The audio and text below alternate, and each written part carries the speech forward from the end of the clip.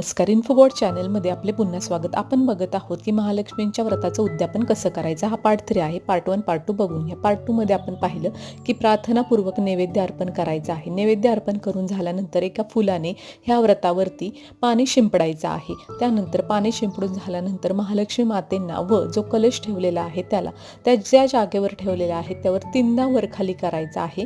3दा वरखाली करून झाल्यानंतर महालक्ष्मी मातेंना आपण सेफली ठेवून द्यायचं आहे. त्यानंतर जो कलश आहे त्यातला नारळ, विड्याची पानं, आंब्याची पानं व जो विडा अर्पण केलाय महालक्ष्मी मातेंना व लक्ष्मीनारायणाला तो निर्माल्य म्हणून वाहत्या पाणीमध्ये नदीला किंवा जिथे तुम्हाला शक्य आहे तिथे विसर्जन करून द्यायचे.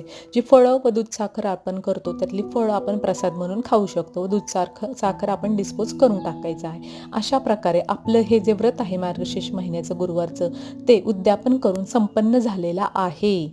अशा प्रकारे आपली ह्या वर्षीची उद्यापनाची क्रिया पूर्ण होणार आहे. धन्यवाद.